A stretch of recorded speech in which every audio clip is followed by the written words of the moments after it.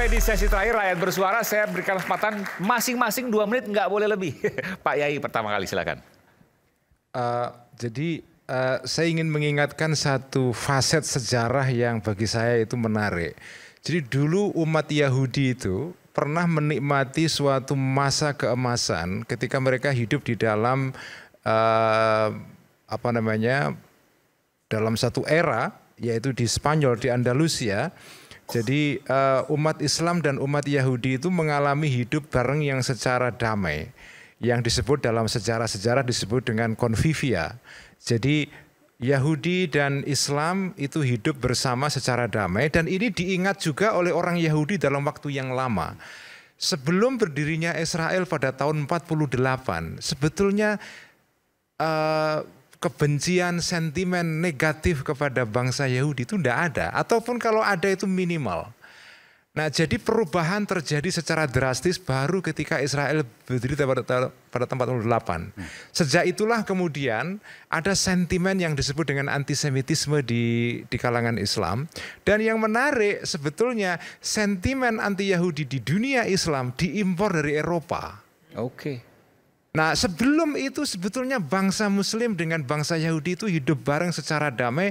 Jumlah orang Yahudi yang hidup di Maroko, di Turki, di Iran, di Irak, di Yaman, di Kairo itu cukup banyak sekali. Dan mereka tidak ada masalah. Orang Yahudi mengenang sejarah mereka hidup bersama orang Islam itu dengan nostalgia yang penuh dengan keindahan, good memories, dibandingkan dengan ketika mereka hidup di Eropa. Nah, ini menurut saya fakta sejarah ini perlu diingat supaya kita sekarang ini harus membedakan. Kita sekarang ini berhadapan bukan dengan bangsa Yahudi tapi dengan suatu ideologi yang namanya Zionisme. Itu yang problematis. Itu yang ingin saya sampaikan. Terima kasih. Oke, baik. Kalau saya mau tanyakan mungkin Zionisme berbeda dengan Yahudi. Mungkin silakan sekalian menjawab itu. Ya, memang saya sepakat dengan Gus Ulil bahwa kita harus bisa membedakan itu. Saya paling sering datang terutama ke negara-negara dengan mayoritas Muslim, dan saya masih banyak menemukan sekali sinagog-sinagog. Saya termasuk di Irak Utara itu, saya pernah ke Irbil, ke pinggiran kota Irbil itu, di situ ada sinagog juga. Dan juga di Isfahan, mungkin ada yang pernah ke Isfahan, itu ada sinagog yang justru dilindungi. Karena memang mereka punya sejarah koeksistensi yang luar biasa. Dan kekuasaan politik Islam di Andalus juga melahirkan Maimonides, Ibnu Maimun, yang justru orang Yahudi ketika itu. Jadi sebenarnya koeksistensi ini, termasuk juga ilmu kedokteran segala macam, itu adalah hasil kolaborasi antara pemikir-pemikir Islam, Yahudi dan Kristen yang kemudian menulis bersama dalam jurnal ilmu pengetahuan pertama dalam sejarah dunia itu, namanya Akhbari Mugulan di Baghdad. Jadi betapa indahnya gitu. Nah, ini yang saya ingin saya katakan, saya ingat dengan kata-katanya Ernest Hemingway dan juga Minima Moralia, Theodor Adorno, bahwa di dalam peperangan itu, di dalam suatu konflik yang kemudian menumpahkan darah yang berceceran di mana-mana itu, termasuk dalam peperangan dengan dasar apapun, dengan alasan apapun, tidak akan pernah menemukan siapa yang benar dan siapa yang salah. Tapi peperangan itu hanya akan berhitung tentang kerugian, tentang jumlah orang yang mati, dan juga serdadu-serdadu yang tersungkur. Hanya itu yang dihitung. Dalam perang itu tidak akan pernah ada benar dan salah. Semuanya akan mengaku benar. Dan yang kalah itu tetap mengaku benar. Itu Ernest Hemingway. Saya kira itu. Silakan Mang Ade. Menuntaskan utang saya. Oke. Tuh kan jadi lupa saya. Ya. Oh ya, soal Israel tadi ya. Saya terputus ketika saya ngomong Israel. Menurut saya persoalan utama adalah bukan Amerika Serikat, bukan Palestina, tapi Israel. Israel, saya tidak anti Yahudi. Saya tidak anti Israel sebagai sebuah negara. Saya menerima udah given. Sudah ada yang namanya Israel, betapapun sejarahnya dulu itu problematik. Tapi Israel di bawah Netanyahu itu adalah sebuah kebiadaban. Apa yang dilakukan? Sebuah kebiadaban. Biadab. Apa yang dilakukan oleh Netanyahu sekarang dengan Israelnya itu luar biasa. Sekarang ini sudah hampir 60.000 orang Palestina tewas. Dan tewas itu karena ditembaki, dibombardir, dibiarkan lapar, nggak dikasih obat, diblokade dan seterusnya. Sekarang pertanyaan terbesarnya kita adalah kenapa Netanyahu melakukan ini? Yang tadi kan ada tanya, mungkin nggak ini berakhir. Kalau gerakan perlawanan terhadap apa yang dilakukan Netanyahu ini membesar, di Amerika Serikat sekarang sudah 60% orang Amerika bilang stop perang. Ya, Eropa sudah mengatakan bahwa udah dong, Israel berhenti dong. PBB, ya, Amnesty International, International Criminal Court sudah menyatakan bahwa Netanyahu itu penjahat perang, harus ditangkap. Segitu besarnya sebenarnya penolakan terhadap Israel. Kalau ini terus membesar dan Amerika rakyatnya semakin banyak yang anti pada apa yang dilakukan Netanyahu. Dan yang penting juga adalah kalau terjadi penolakan di dalam negeri Israel sendiri. Sekarang orang-orang Israel, warga-warga Israel sudah semakin banyak yang menolak. Antara lain karena sekarang terungkap bahwa jangan-jangan ya Netanyahu ini melakukan ini semua karena kepentingan pribadinya. Yaitu dia sedang berusaha melepaskan diri dari tuduhan jeratan penangkapan bahwa dia itu korupsi. Sekarang sudah semakin terbongkar, ada sebuah film tentang Netanyahu, kalau nggak salah judulnya Bibi gitu ya. Itu menggambarkan bahwa dia itu sebetulnya memang selama ini dia dan istrinya menerima begitu banyak hadiah, gratifikasi ya, dari orang-orang kaya, dan dia sendiri menyuap media di sana untuk membesar-besarkan diri mereka. Dia sekarang sedang dalam proses penyelidikan atau penyidikan. Saya nggak tahu tahapan yang mana ya. Tapi kalau ini perang berhenti, kemungkinan besar itu akan dilanjutkan dan kemungkinan besar Netanyahu akan dinyatakan bersalah. Karena itulah sekarang dia menghabisi Palestina lebih dari waktu-waktu sebelumnya. Itu habis yang namanya Gaza dan tepi barat ya. Gaza lah hancur ya. Itu betul-betul tujuan dia adalah menarik simpati dari orang-orang Israel terhadap kepetualangan dia, mengusir orang-orang Palestina keluar dari Gaza, mati deh loh dia bilang. Dan menyelamatkan dia secara hukum. Dan menyelamatkan dia secara utuh, secara hukum. Jadi saya rasa kalau sekarang masyarakat semakin memusatkan perhatian pada Netanyahu sendiri, semakin dinyatakan penolakan terhadap apa yang dilakukan Netanyahu, dan benar seperti yang tadi dikatakan bahwa mudah-mudahan Trump ini tidak sebodoh seperti yang disangka, dan dia akhirnya menganggap bahwa nggak ada gunanya juga saya membela Israel, membela Netanyahu, dan dia menarik upaya aksi militernya. Itu. Baik. Silakan Mbak Yuni. Ya, mungkin saya menunjukkan kepada pemerintah kita, kalau pemerintah kita menyatakan menginginkan deeskalasi, saya pikir itu yang sudah disampaikan. Sebenarnya dalam resolusi konflik kita perlu mencari akarnya apa. Tadi sudah kita bahas bahwa akarnya adalah di Palestina, sehingga menyelesaikan persoalan di Palestina, memperdekakan Palestina, itulah yang nanti akan bisa mengeskalasi situasi ini, dan kekhawatiran perang akan meluas itu akan hilang. Makanya kita perlu semakin mengupayakan agar Palestina merdeka dengan berbagai power yang kita punya. Dan sementara ini masih gelap ke depan. Kita punya power sebenarnya, tinggal berani atau tidak. Oke, baik. Bung Permadi silakan. Bang, izin aku cuma pengen bilang aku senang kalau ada Bang Rocky ini, karena Bang Rocky dosen dia selalu mengquote filsuf dari Romawi. Tadi Bang Rocky mengquote filsuf itu Romawi ya, Bang Rocky ya, Flavius itu. Civis pacem parabellum kan itu Latin ya. Itu artinya kalau ingin damai bersiap perang. Aku jadi ingat Bang Rocky. Ya itu Romawi kan. Ya, aku gara-gara Bang Rocky quote tadi filsuf Romawi itu, aku jadi ingat Bang Rocky. Ada satu lagi filsuf Romawi yang namanya Cicero. Itu dia bilang kurang lebih sama. Dia bilang nervi belli pecuniam infinitam. Urat nadi perang adalah uang. Jadi aku cuma pengen bilang apa yang aku paparkan tadi, bahwa Amerika selalu terlibat di upaya untuk menggulingkan rezim-rezim yang tidak pro Amerika di Timur Tengah, terlibat di perang Irak-Iran, terlibat di perang saudara di Libya, terlibat di perang moga-moga enggak, amit-amit Bang, moga-moga enggak, terlibat di Suriah, itu karena uang. Jadi it's all about money. Amerika adalah negara yang cuan dari menjual alat-alat perang. Jadi perang is all about money buat Amerika. Tapi Bang, aku yakin Amerika sekarang itu beda sama dulu. Kenapa Amerika dulu begitu intens terlibat di Timur Tengah? Karena minyak, that's it. Karena Amerika pengen meregulasi dan mengkontrol manajemen minyak di sana. Tapi it's now different.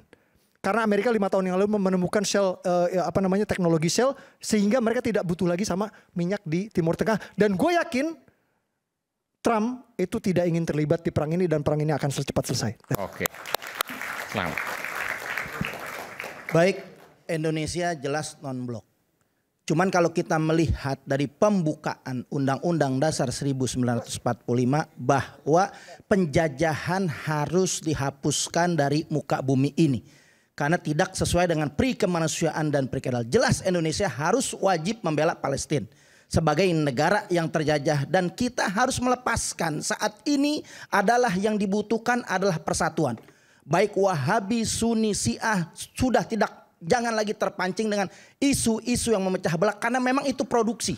Karena itu produksi daripada Zionis untuk terus kita diadu dengan sektarian, dengan mazhab-mazhab yang akhirnya kita terpecah belah. Dan itulah kuncinya saat ini terpecah belah daripada negara-negara Arab. Karena mereka sukses memecah belah kita dengan sektarian. Mudah-mudahan Indonesia dipersatukan. Mudah-mudahan Palestina bisa kita bantu. Mudah-mudahan Palestina merdeka. Al-Qudsi, Masjid Al-Aqsa harus kita rebut. Dan itu kita harus bersatu. Allahu Akbar. Mbak Wanda masih bergabung, silakan. Ya, masih. Singkat saja. Oke, baik.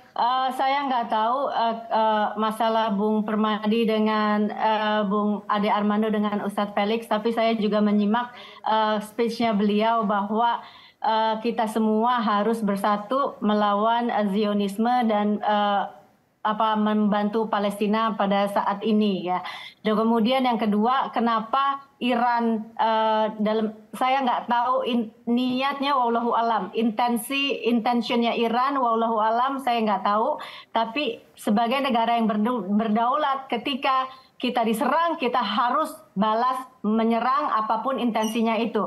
Nah kalau hari ini dilakukan oleh Iran, nggak cuma oleh Iran, kalau besok dilakukan oleh Kuba, oleh Vietnam, oleh Brazil, oleh Spanyol, kita juga harus dukung apapun intervensi militer yang bisa memberhentikan genosida yang terjadi di Palestina yang dilakukan oleh Zionis Israel. Karena saya pernah tahun lalu saya ke Iran dan saya merasa Iran adalah negara, saya nggak berani mengkafirkan Iran karena melihat negara Iran yang manusianya sangat-sangat beradab dan sangat berdikdaya. Saya nggak pernah lihat sebuah negara yang puluhan tahun diembargo oleh Amerika, tapi tidak ada kesenjangan sosial, tidak ada kemiskinan di sana, dan rakyatnya tetap dengan makmur. Bahkan kita tidak bisa menggunakan kredit card Visa atau Mastercard kita di Iran karena dia menggunakan mata uangnya sendiri dan hanya mata uang Iran sendiri yang diberlakukan. Menurut saya, tadi saya juga nggak setuju dengan Bang Ade Armando yang mengatakan bahwa serangan ke Iran ini tanpa direncanakan. Saya merasa bahwa Amerika sangat detail merencanakan serangannya ke Iran. Seperti yang kita tahu bahwa udah puluhan negara yang diinvasi oleh Amerika dengan tujuan untuk mengkontrol negara-negara tersebut. Di antara ketika udah dikontrol oleh Amerika, seperti kita lihat di Timur Tengah, mereka kalau udah nggak ada freedom, kalau udah bisa diinvasi dengan kekuatan ekonomi bahkan militer, mereka tidak bisa lagi untuk merdeka membela Palestina dan melawan Israel. Nah ini satu-satunya yang tidak dimiliki negara lain dan dimiliki oleh Iran adalah kedikdayaan ini. Iran tidak bisa diintervensi baik oleh militer maupun secara ekonomi karena dia sudah sangat kuat. Jadi menurut saya it's about kontrol ya, karena Amerika tidak bisa mengkontrol Iran dan mestinya negara-negara lain harusnya mencontoh Iran menjadi negara yang berdikdaya tanpa hutang-hutang luar negeri. Dan yang ketiga saya ingin katakan bahwa Indonesia banyak yang bisa dilakukan oleh Indonesia adalah pertama kita secara diplomatik mengatakan tidak punya hubungan dengan Iran, tidak punya hubungan dengan Israel, tapi banyak hubungan dagang, diantaranya membeli persenjataan dari Israel. Ini harus di stop siapapun. Saya nggak melihat ada anggota parlemen yang berani mengatakan stop membeli alat-alat militer dari Israel. Kemudian sebagai negara yang di Undang-Undang Dasar 45 mengatakan bahwa kita adalah hak kemerdekaan adalah harus dimiliki segala bangsa dan apapun yang tidak berperi kemanusiaan di muka bumi ini harus di stop, dan two-state solution is not the answer. Poinnya sudah tertangkap karena waktu terbatas. Terima kasih Mbak Wanda, terima kasih. Silakan Bung Rocky terakhir. Singkat aja tapi. Iya, kita coba baca tadi itu, ini dunia ini memang lagi dalam proses realignment, semuanya kacau balau gitu kan. Ya tentu ada soal tadi uang itu, dan ya mungkin upaya untuk memanfaatkan momentum ini supaya dolar itu tidak lagi hegemon itu, orang balik pada cryptocurrency segala macam itu. Demikian juga filosofi Israel itu selalu land for peace, tanah untuk perdamaian tuh. Karena itu di Israel menteri pertanahan itu lebih kuat dari menteri pertahanan. Menteri pertahanannya didikte oleh menteri pertanahan itu, karena itu semacam feodalisme politik itu. Yang kedua, kalau partai buruh yang berkuasa di situ, proposal damai itu lebih cepat tiba. Ini kan partai konservatif Likud yang dipimpin oleh Netanyahu kan.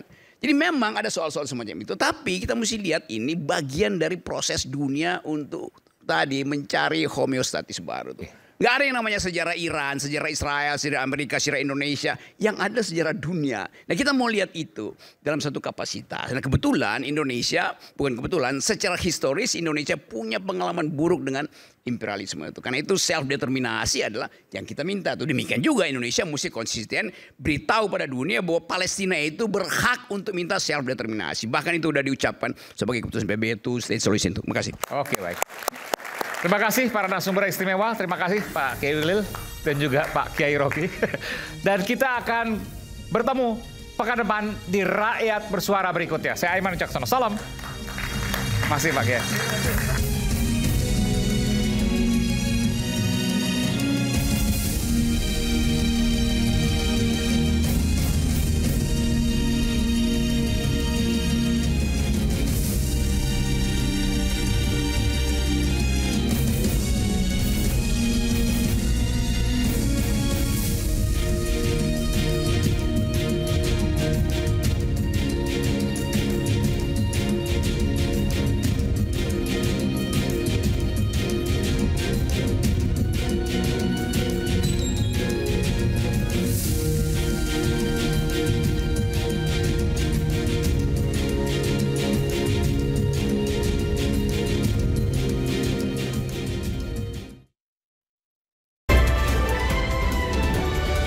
Acara ini dipersembahkan oleh